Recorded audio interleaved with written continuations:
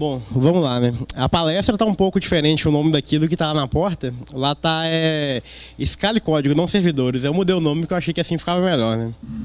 Bom, meu nome é Herves Viana de Souza.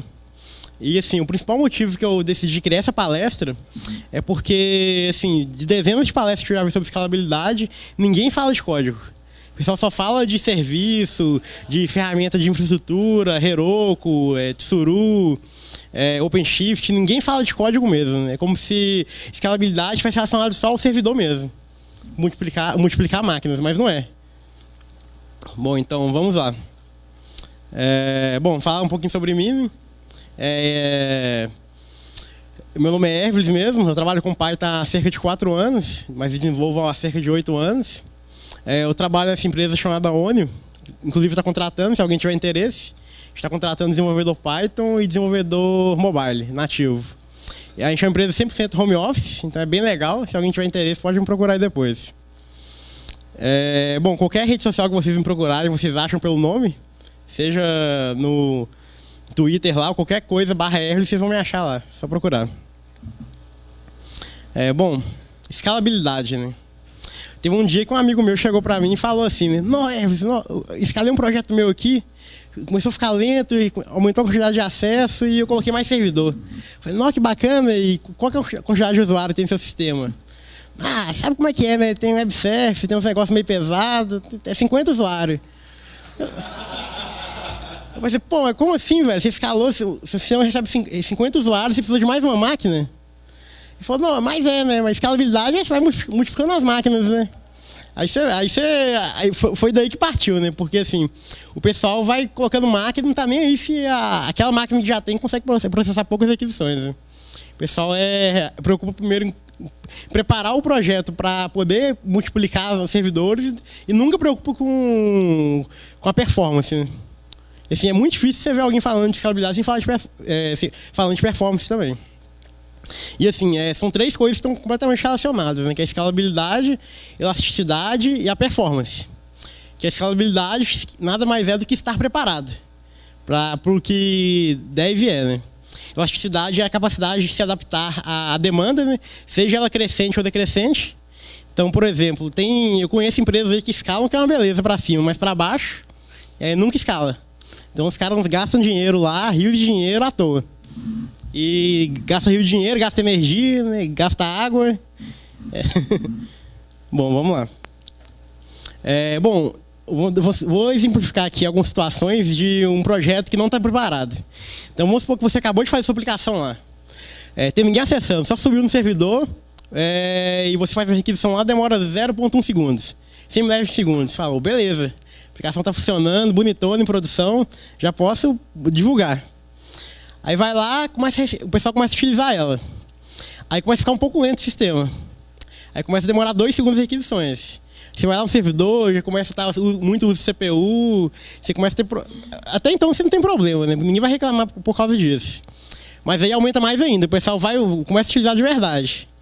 Aí a aplicação fica mais lenta ainda. Uma requisição que antes demorava 0,1 segundo, agora demora 4 segundos. Aí você já começa a ficar preocupado, já começa a atrapalhar seu negócio, né? Então aí quando o pessoal começa a utilizar mesmo, aí ferrou. A aplicação para de responder. E o que a pessoa faz? Vai lá e coloca mais no servidor, né? Mas não é bem assim, né? Isso é um erro. Bom, mas qual que é a solução então? Bom, tem a escalabilidade vertical, né? Fazer um upgrade no servidor. Mas por que isso não é bacana? Porque primeiro que sua aplicação vai ter que ficar offline para aumentar o servidor. Segundo, que um servidor mais potente é bem mais caro do que 2 servidores menos potentes. Então, por exemplo, dependendo do data center que você vai comprar, se você vai ter é melhor você ter 4 máquinas com um processador e 1 GB de RAM do que uma máquina com 4 processadores e 4 GB de RAM.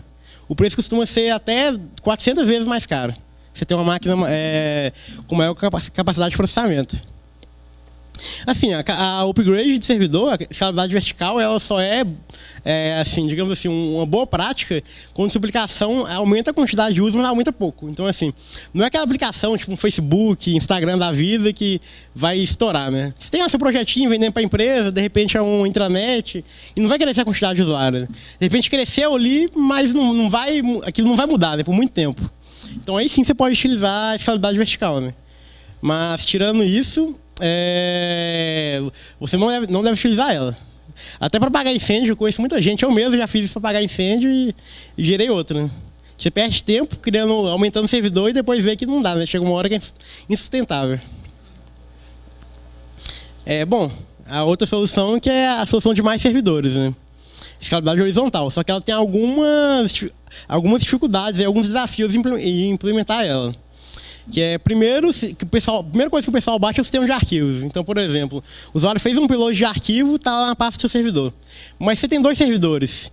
Aí o usuário faz um upload, vai para um servidor, depois faz outro, vai para o outro. Isso é um problema. Então, você tem que utilizar uma solução centralizada de storage. Assim, o primeiro problema que bate é quando alguém vai colocar a aplicação em mais de um servidor. Outra coisa que é muito importante, muita gente ignora, que é escalar os recursos separadamente. Então, por exemplo, você tem uma parte da aplicação que usa mais CPU, você pode ter uma outra que utiliza mais memória RAM e outra que utiliza mais rede.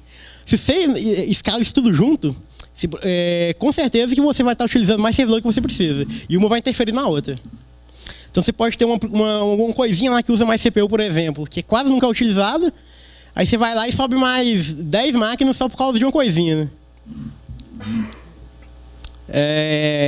Bom, o cache também é um desafio, porque o cache geralmente é feito na máquina local, né?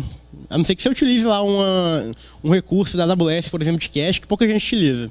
Mas se o projeto não é muito grande, você vai cachear localmente mesmo, lá com o mesmo cache, e você vai ter dificuldades para parear o cache. Então você pode ter um usuário que faz uma requisição, vê um conteúdo, outro vê outro conteúdo. Porque o cache não bateu o horário de um com o outro. E a elasticidade, né? Que é o que seria ajustar a quantidade de servidores para baixo ou para cima. Eu conheço projetos, por exemplo, que está aí até hoje assim, que chega meio-dia, a quantidade de acesso multiplica em 1000. Assim, de 10 usuários mexendo no site, vai para 10.000. Aí o que o pessoal faz? O auto-scaling, por exemplo, da AWS, ele não suporta isso. Então o que acontece? O pessoal começa a utilizar o site meio-dia, e quando é meio-dia, um site caiu. Porque a AWS você vai configurar assim.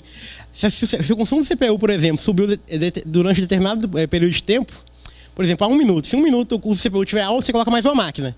Vai reduzir, porque vai balancear, né? Dividir o trabalho. Só que o que acontece? Como vem todo mundo de uma vez, não dá. A máquina trava antes mesmo de conseguir ler o uso de CPU ou memória dela. Então, alguns projetos têm essa dificuldade da elasticidade. Mesma coisa para voltar. Principalmente porque você paga por hora. Então, você criou uma máquina nova lá e daqui a 1 minuto você não precisa mais dela, você pagou 1 hora por ela. Já pagou aquilo. Então, aí você tem que colocar um tempo maior. Só que se coloca um tempo maior, você está sujeito a você não conseguir atender a demanda a tempo. Esse também é um grande desafio que o pessoal encontra aí. E a automatização, né? Porque tem muita gente aí que escala, não, eu estou usando 10 servidores, mas você vai ver, o cara faz deploy lá, no melhor dos casos com Fabric, né? Tem coisa de gente que entra um servidor 1 por 1 da Git pull lá e dá o restart. E é complicado também. Às vezes o deploy falha, o cara não usa uma solução automatizada de fazer verificação de deploy, o deploy falha em uma máquina e atrapalha. Ele tem que ir lá manualmente conectar no SH daquela máquina para resolver o problema. Bom, qual que é a solução então? Bom, a solução é estar preparado, né? Igual eu falei. Que escalabilidade é estar preparado. Não é uma solução de PAS, não é um data center que vai te atender melhor, não. É você estar preparado como desenvolvedor. A sua aplicação está preparada para suportar aquilo. Bom, qual que é o primeiro passo a se fazer quando você precisa escalar uma aplicação? Para não acontecer os erros que eu falei antes. Reduzir o consumo de recursos, porque todo recurso é limitado. Seja ele memória, processador, I/O, que é a leitura escrita no disco, rede e o principal que é o dinheiro, né? Que é mais limitado ainda. Então, por exemplo, você tem um projeto lá que não gera não tem rentabilidade ainda, mas tem muita gente acessando, que acontece muito, você vai ter muito problema se você não deixar essa aplicação preparada. Né? Vai acontecer naquele caso lá que você tem uma máquina respondendo só 50 usuários. Bom, mas como que a gente pode reduzir o consumo de recursos? Bom, a gente pode fazer isso primeiramente com cache, né? Cache basicamente, tem gente que confunde o cache com só a resposta que o usuário recebe no HTML, mas não. O cache seria você não executar a mesma coisa 2 vezes, sem necessidade. Já executou, teve a resposta e outra execução teria o mesmo resultado, então você não deve executar isso 2 vezes, seja o que for. Bom, um exemplo simples aqui de como que funciona o cache. O usuário foi lá, acessou uma página de notícias do site, fez a primeira requisição, demorou 1 segundo. Aí o outro usuário foi lá e fez outra requisição e demorou 0,1 segundos, demorou 10 vezes menos. Você pensa, beleza, mas qual que é o impacto disso? Quando você coloca uma aplicação em produção, o seu servidor é configurado para receber um limite de usuários simultâneos. Você pode até colocar esse dinâmico, mas não funciona muito bem dependendo da aplicação. Então vamos supor que seu servidor suporta 10 usuários simultâneos, por exemplo.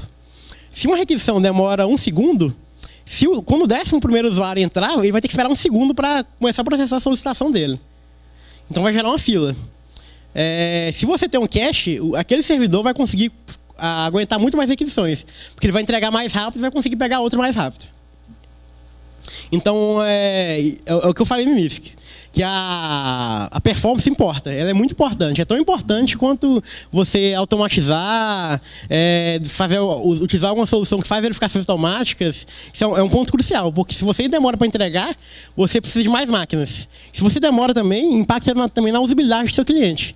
Então, imagina o caso, como seria a aplicação demora 4 segundos para retornar a requisição. Dependendo do tipo de conteúdo que você tem no seu site, o usuário vai embora, não volta. Ainda mais com todo mundo ansioso aí, né, atualmente. Bom, o que a gente pode cachear? A gente pode cachear páginas inteiras, a gente pode fazer isso, deixar a cargo do navegador, a gente passa os headers lá do HTML, falando que ele vai cachear o conteúdo, ele vai ser atualizado daqui tanto tempo, seria o mais simples, né? A gente pode cachear blocos do template. Então, por exemplo, você tem uma página lá que o conteúdo é igual para todo mundo, mas só o topo do site que é diferente para o usuário. Tem o nome dele lá, por exemplo. Você pode cachear só o conteúdo e não cachear o topo. Então, ele não vai fazer as queries no banco para pegar o conteúdo do site, mas o usuário vai fazer só do usuário lá em cima, que é a dele. Poderia ser cacheado também, mas aqui seria mais um exemplo para como você pode separar o cache. Você não tem que cachear a página completamente, né?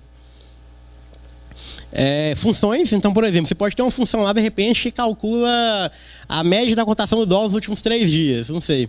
Ou então a média de dias, você acompanha hora a hora, você tem um e-commerce que é crítico isso. Então você pode cachear isso. O retorno da função lá que calcula a cotação do dólar. Você pode cachear também objetos, então, nesse exemplo que eu dei, se o usuário acessou o site, quer as informações dele lá no topo, você não precisa ir no banco toda hora e pegar as informações do usuário. Você pode cachear só adicionar no cache o objeto dos dados dele, aí você salva, por exemplo, no cookie, você já tem lá o ID dele e você pode pegar a partir de lá, né? Claro que com uma camada de autenticação na parte do servidor, para não ver a informação do outro. E também pode cachear resultados de rotinas. Vamos supor que você vai fazer um sorteio. Tem lá 1 milhão de usuários na base de dados. Você vai fazer alguns filtros, depois vai sortear. Só que no segundo sorteio, você adiciona outro critério. Você não precisa refazer todos aqueles filtros novamente. Você pode fazer os filtros, sortear, pegar a resposta de quem sobrou, adicionar no cache e fazer de novo. Isso se for fazer de maneira distribuída, né? Não faz muito sentido também fazer isso linearmente. Mas você não precisa ficar repetindo o processamento toda hora. Bom, vou mostrar aqui alguns exemplos de cache. Esse de baixo aqui é do Django, mas o de cima é uma coisa mais genérica. Então, por exemplo, quem aqui não conhece o Memcached? Então, o Memcached ele é um serviço que ele funciona assim. É um banco de dados que você adiciona um registro a partir do nome dele. Então fala, adiciona aí para mim o cache de notícias. Aí você tem a chave que é notícias e o valor que é o conteúdo que vai ser cacheado. Você salva lá. Ele salva só isso, chave e valor. Você dá um nome para o objeto que você está salvando e especifica o valor. E o tempo que ele vai durar também no cache. O que você pode fazer aqui nesse exemplo? Como que ele está funcionando? Ele vai instanciar o cliente de conexão com o Memcached, que é o serviço de cache. Ele vai definir a chave do cache, que vai ser utilizado para salvar lá e pegar os dados depois. E define um timeout, que é o tempo que o cache vai durar. Geralmente eles usam em segundos. Então aqui modificando 60 por 60 vai dar 1 hora, né? São 60 minutos. E aqui o que ele faz? Aqui é a nossa view. Então a gente recebeu a requisição, definiu qual que é a chave do cache, e a gente vai tentar pegar as notícias. Então a gente fala aqui, no cache eu quero tentar pegar essa chave aqui e ver se ela já existe. Se já existir, ou seja, se não existir, você vai no banco e pega as notícias. Se já existir a chave, ele não vai entrar aqui. Então ele vai entrar no seu controller, na sua view, vai ler o cache e vai sair dele, vai sair da view. Não vai processar isso aqui, então não vai no banco. Essa é uma maneira. Outra maneira que você pode fazer, igual eu falei, você pode cachear uma parte do template. Esse exemplo aqui é do Django, mas praticamente todo framework tem ferramentas para você colocar filtros no template. E você pode fazer isso também.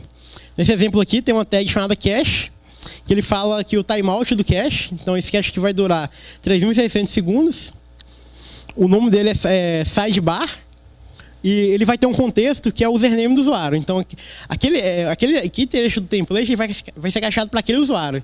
Então, cada usuário vai ter o cache dele.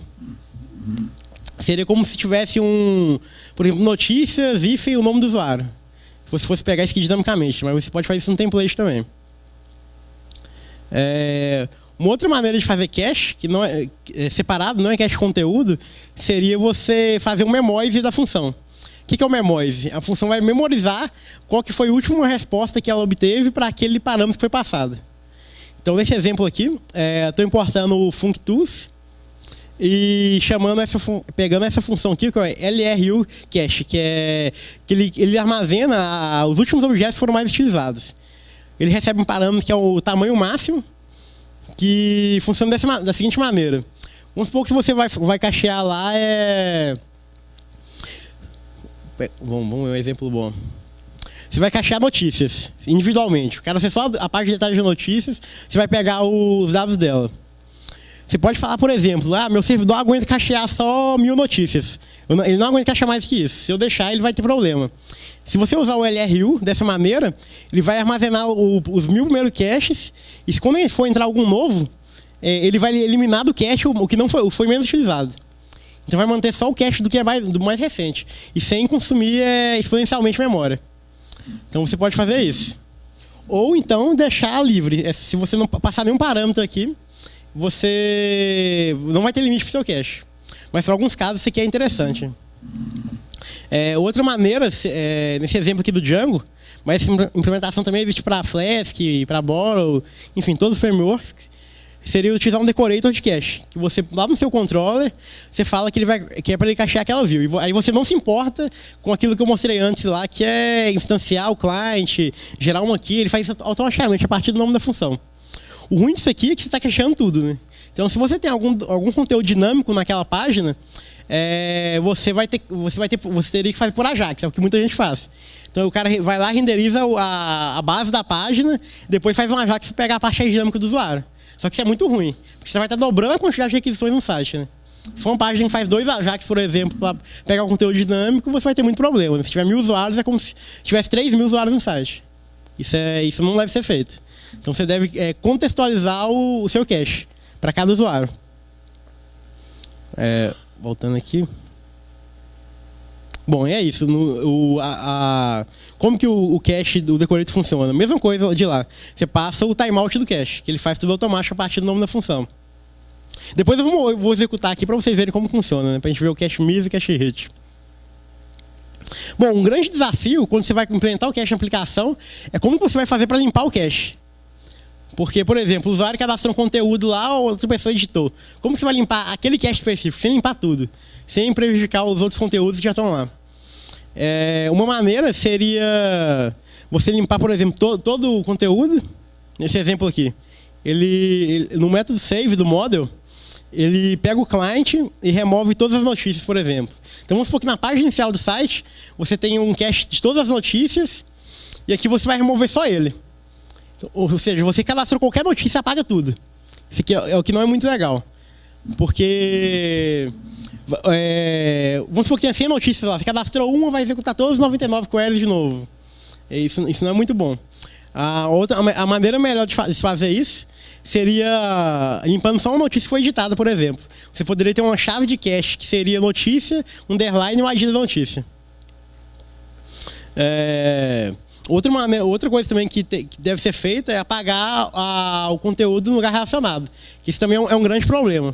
Se você tem um site de notícia, por exemplo, você tem vamos supor, uma notícia sobre um jogo lá, que ele pode estar na categoria do time, pode estar na categoria futebol, categoria brasileirão, vai estar em vários lugares aquele mesmo conteúdo. Ele vai estar na mesma. Seria como se tivesse, vamos supor, notícias, underline brasileirão, notícias, underline série A. E esse objeto vai estar em todos os caches ao mesmo tempo. Então, uma maneira de fazer isso você seria pegando cada relacionamento e mandando limpar o cache manualmente. Muita gente, eu conheço inclusive grandes portais que tem um grande problema por não conseguir fazer isso. Porque você não consegue ter um controle de onde aquilo está sendo exibido.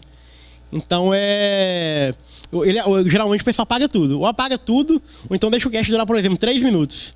Aí entra naquele problema, né, de você ter um servidor conseguindo atender só 50 clientes. Eu mesmo trabalhei num projeto que ele tinha, sei lá, 100 usuários simultâneos e tinha 4 servidores para atender isso. Porque o cache tinha que durar 2 minutos só. Porque tinha muita gente cadastrando conteúdo. Geralmente, o portal de notícias não consegue fazer uma análise de árvore. Porque se eu identificar uma árvore, eu consigo pegar todas as instâncias dali para baixo. Não deve acontecer isso. O problema é que aquele negócio de exibir dinamicamente. Então você vai filtrar, por exemplo, por tag, pega lá uma notícia relacionada, uma categoria, esse é o grande problema. Você não tem só a notícia daquela página que você está acessando, você tem os conteúdos relacionados. Aí que é um grande problema. Né? Que a melhor solução para isso é gerar o site todo estaticamente. Só HTML, e servir só HTML. Só que isso é um trabalho muito grande, pouca gente consegue fazer. Né? Melhor, ele até não é grande. O problema é quando o cliente quer feature muito específica que atrapalha isso. Bom, vamos lá. Bom, uma outra coisa bem interessante também seria você não deixar que a requisição do cliente gere o cache. Então, por exemplo, você poderia fazer com que, assim quando você cadastrou uma notícia, você vai lá, você mesmo e adiciona aquela notícia no cache. De maneira que toda vez que um cliente acessar o site, ele vai pegar o conteúdo diretamente do cache. Nunca vai fazer uma requisição no banco. Aí evita o cache miss. Aqui seria um exemplo disso, né, no save. Você vai lá, gera uma chave de cache para aquela notícia específica e salva ela no cache. Aí quando ele for entrar naquele código lá que a gente mostrou, que ele dá o get para ver se existe e não faz a query, aí ele funcionaria. Né? Bom, eu vou mostrar aqui para vocês primeiro o cache, antes de passar para a próxima parte. Para mostrar para vocês, eu coloquei uma aplicação chamada Speakerfight, que foi utilizada na Python Brasil para fazer votação das palestras. Ela é um software livre, então eu editei ela. Então aqui, ó, no código, aqui mesmo, nas URLs, eu importei o cache page do Django, que é esse cara aqui, que é um decorator. E aqui na URL de detalhes de um evento, eu passei esse decorator. Então falei, ó, cachei que para mim essa view durante 30 segundos. Agora vamos fazer uma requisição lá para a gente testar isso. Já está aqui, eu deixei o debug para a gente acompanhar as requisições, para ver quanto tempo vai demorar. Eu coloquei um sleep lá de 2 segundos, só para a gente conseguir diferenciar mesmo quando caiu no cache e quando não caiu. Então eu vou fazer a requisição. Ah tá, esqueci de rodar o servidor.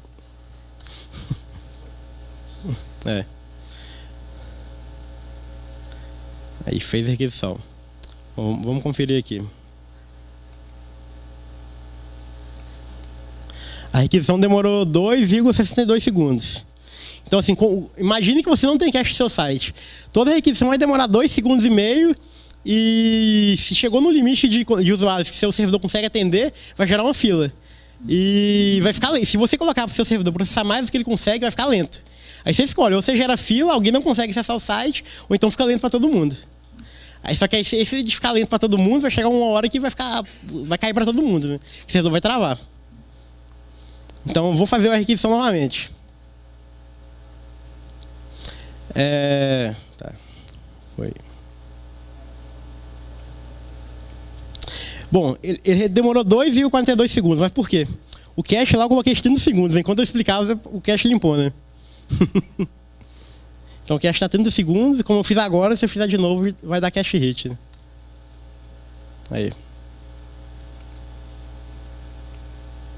Aí, agora retornou em 15 milésimos de segundos, olha a diferença. Sei lá, 1000 vezes menos tempo do que demorou para executar antes. Então, teoricamente, você conseguiria atender 1000 vezes mais usuários no seu site se você estivesse utilizando cache. Comparando que se você não está utilizando cache e utilizando cache. Bom, você pode colocar você pode definir um timeout de cache, igual eu coloquei aqui, é 30 segundos. Ou então você pode, se o seu site não é atualizado com frequência, você pode deixar, por exemplo, um dia, né? Mas aí vai de acordo com cada aplicação. Bom, voltando lá.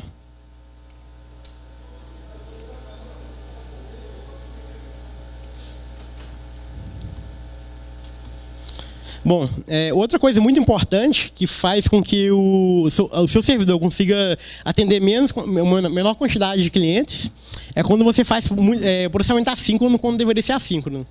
O que é um processamento que deveria ser assíncrono? É um processamento que você vai consultar um serviço externo e seu usuário vai ter que ficar esperando. Então, por exemplo, seu usuário vai fazer um pagamento, ele vai dar um post lá com os dados de cartão de crédito dele. Se esse post demora, porque tem que validar o cartão, ver se tem limite, e você faz uma requisição só, o seu servidor vai ficar travado durante todo aquele tempo esperando a resposta. Entra naquele mesmo problema, que você vai demorar e vai conseguir atender menos requisições. Aqui tem um exemplo. Tem muito projeto, inclusive, alguns sites que eu costumo fazer compras tem esse problema até hoje. Então o que acontece? O usuário vai lá, manda os dados de pagamento, a aplicação comunica com o gateway de pagamento, que demora bastante tempo para responder e demora para responder para o usuário. O que o pessoal começou a fazer? Começou a fazer Ajax para fazer isso. Então ele te mostra na tela lá, pagamento sendo processado. Aí vai lá, faz um Ajax que demora 30 segundos. Beleza, né? Retornou para o usuário rápido, mas continua outra requisição demorando no servidor. Aí entra no problema de tá travando o servidor para atender novas solicitações. Beleza, mas como que a gente resolve isso? A gente pode resolver isso fazendo um processamento assíncrono. Como que funcionaria? O usuário envia a solicitação de pagamento, a aplicação já responde para ele na hora que vai ser processado aquilo, a aplicação manda aquilo para uma fila. Nesse exemplo aqui, esse aqui é o ícone do Redis. Na fila vai ter alguns workers, que vão ser algumas máquinas, ou pode ser a mesma máquina também, que assim quando alguma tarefa cai na fila, ela pega aquilo para processar. Então, teoricamente, seria como se estivesse executando naquele mesmo momento. Contanto que não tem uma fila muito grande de processamento pendente, né? Então, o worker ele processaria, conectaria com o gateway de pagamento, faria o processo e depois notificaria o usuário. Isso poderia ser feito, por exemplo, um Ajax para verificar se o pagamento foi processado a cada 10 segundos, por exemplo. Isso é muito melhor do que deixar travado durante 30 segundos. Até porque essa verificação demoraria, sei lá, 100 milésimos. Seria só fazer uma consulta no banco, né? Isso aqui é um erro muito, muito comum. E não só com requisições demoradas igual o gateway de pagamento. Às vezes vai consultar um web service que é bem rápido lá, às vezes demora só um segundo, mas mesmo assim gera um impacto. Né? Você vai ter o tempo de processamento da sua aplicação e a outra que pode demorar, foge do seu controle. Um outro problema muito grande é que se você faz tudo síncrono, você pode acabar prejudicando um outro serviço. Então vamos supor que você consome um serviço que não é muito grande. Vamos supor que ele consegue atender 1000 usuários simultâneos. Seu site atende 2000 e você manda aquela requisição. Assim, quando você recebe ela, é bem provável que você vai derrubar o outro site. Aí, se ele parou de funcionar, o seu também para de funcionar. Isso é muito comum. Então, assim, tudo que você vai fazer que não vai ser, que sai fora do contexto do seu sistema, você deve processar aquilo de maneira assíncrona. Bom, igual eu falei, né, performance é importante.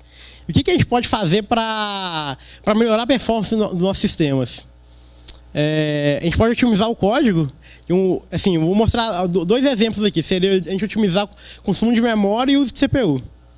Então, nesse exemplo aqui, tem uma biblioteca chamada Memory Profile, que ele analisa o seu código, cada linha de código, quanto de memória está gastando. Então, como é que ela funciona? Você coloca um decorator numa função sua, e executa o seu programa a partir desse Memory Profiler. Esse exemplo aqui, esse arquivo se chama exemplo, passa Python Memory Profiler e depois execução do seu programa. Quando você executar o programa, ele vai dar esse output aqui. Então ele vai falar, quando começou a executar aqui, o compilador tinha 5 MB de memória em uso, aí depois aumentou 7 MB, aumentou 152 e por aí vai. Outra maneira de fazer isso seria por uso de CPU. Então você pode usar o cProfile, por exemplo, para verificar uma execução de função, quantas execuções ela utiliza. Isso aqui é muito ruim de debugar dessa maneira, porque uma função executa, sei lá, 1000 do framework, do sistema operacional. Então geralmente você utiliza só em casos muito extremos mesmo. Quando tá bem ruim mesmo, tá bem lento. Vou só mostrar aqui rapidinho, que o tempo já está acabando. É como que é o output desse memory profile. Aqui, ó. Deixa eu ver se vai ficar melhor. Eu vou rodar o RAM server do Django. Aí eu estou passando esse memory profile antes. Eu vou rodar ele. E lá na minha view, eu importei esse profile aqui do memory profile e adicionei o decorator. Nessa função, aqui está aquele zip lá, né, que eu tinha comentado. Vou até tirar ele, que não precisa mais. Aqui eu criei uma variável chamada memoryleak, aleatoriamente aqui. Que eu pego um byte, multiplico por 1024, que vai dar em KB, multiplico por 1024, que vai dar em MB, e multiplico por 100. Ou seja, essa linha de código que vai consumir 100 MB de RAM, quando estiver executando o programa. Então eu vou lá fazer a requisição.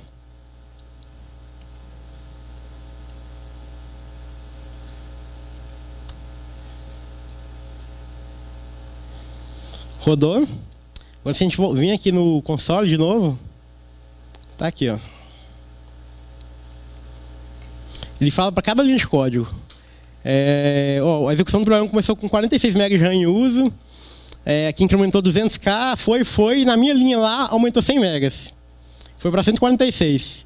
E observem que continuou 146 até o final da execução do código. Então vamos supor que aqui na linha de baixo você consome um serviço externo. Faz a requisição da API, demorou 1 segundo. Você pensa, 1 segundo é pouco. Mas foi 1 segundo que aquela memória que já foi utilizada está sendo ocupada ainda no seu servidor. Então, aí você multiplica isso pela quantidade de usuários que tem no seu site. Aí você vai ter sua aplicação consumindo muito memória e um servidor atendendo a uma baixa quantidade de requisições simultâneas. Bom, isso aqui, além disso, de ver o que você pode melhorar e tirar, né, isso aqui ajuda também até você modularizar seu código, para não fazer uma função monolítica lá. Você também pode utilizar para identificar a memory leak mesmo, que foi até como eu descobri essa biblioteca. Inclusive o Django tem um memory leak com ORM muito complicado que dá até para uma palestra. Vou mostrar aqui rapidinho também aquele LRU cache que eu tinha mostrado. Eu vou importar uma função de Fibonacci que eu criei aqui. Quando eu chamo, vou mostrar o código primeiro. Tem a função de Fibonacci, quando ele entra nela, ele dá um print, falando cache miss. E executa o que tem que executar. Aqui eu deixei sem limite para o cache, né? Então, quando a gente executar ela, ele vai falar que deu cache miss. O Fibonacci de 10, ele deu cache, printou esse tanto de vezes porque ele chama recursivamente, né? A função de Fibonacci. Se a gente executar de novo, ele não dá o print cache miss, porque ele não entrou na função novamente. Ele viu que já tinha um resultado cacheado para aquela função, com aquele parâmetro, e pegou do resultado, pegou do cache. Se eu mudar aqui para 20, ele vai retornar o cache miss também, e depois não retorna. Eu posso chamar para 10, que não retornou também. O quê? Não conheço não. Depois dá uma olhada, você só decora, aí ele pega todos os parâmetros e ele recheia automaticamente. Sim, aí como você pode ter uma grande quantidade de dados, que se você não consegue manter todos salvos ao mesmo tempo, aí é interessante você utilizar esse parâmetro aqui, que você limita a quantidade de registros que vão ser utilizados no cache. Ele vai manter sempre mais recente.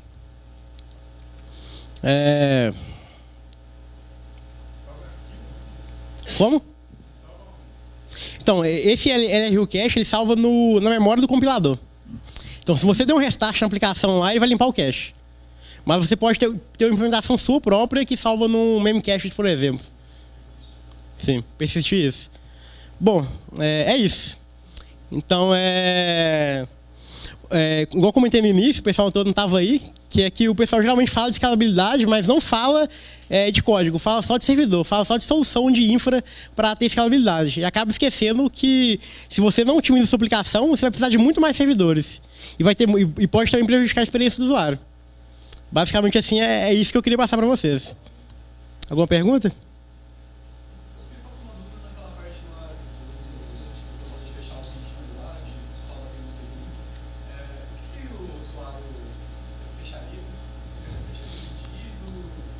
Aqui, né? Então, o usuário enviaria os dados de pagamento, faria a requisição, o servidor ele só pegaria e adicionaria aquilo na fila. Então fala, esse usuário aqui quer mandar esses dados de pagamento. Aí você retorna para o usuário, seu pedido está sendo processado. Então você não vai fazer o usuário esperar que sua aplicação conecte no gateway de pagamento. Faz alguma? Aqui, ó. Qual é o software que tu geralmente usa para fila? Então, o que o pessoal de Python mais utiliza é o Celery. É sério. É. Eu também já uso. Eu ia até colocar um exemplo aqui, só que o tempo não ia dar, né? Dá assunto para outra palestra, né? Mas eu coloco umas referências depois lá. Eu vou mostrar algo bem básico assim, numa palestra de sério. É, Tem muito para investir. sim.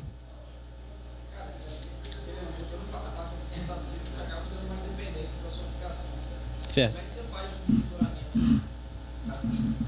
Você bota, por exemplo, o Redis ou o Web para rodar na mesma máquina, ou você bota uma máquina separada e em geral como é que você monitora isso? Então, aí entra naquele tópico lá, quer ver? Ó?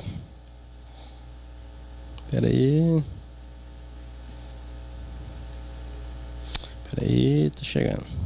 Então, você tem que. Aí entra na questão que você tem que escalar os recursos separadamente. Então, se sua aplicação, por exemplo, consome pouca fila, você não precisa escalar ela junto com a parte que responde à requisição do usuário. Aí é o caso de você separar cada coisa. Pode ser até a mesma máquina inicialmente, mas começou a crescer o volume de dados, mas a fila é pequena, você pode separar a fila, a máquina a menorzinha que tiver lá, junto com outros serviços e colocar outra. Então, por exemplo, vamos supor que a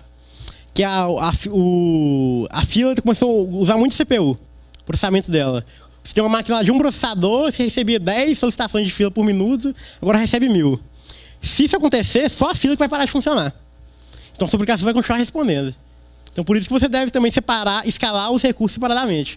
Porque um também não vai impactar no outro. E é mais fácil de monitorar também, assim. Mais alguma pergunta? Bom, é isso aí. Obrigado.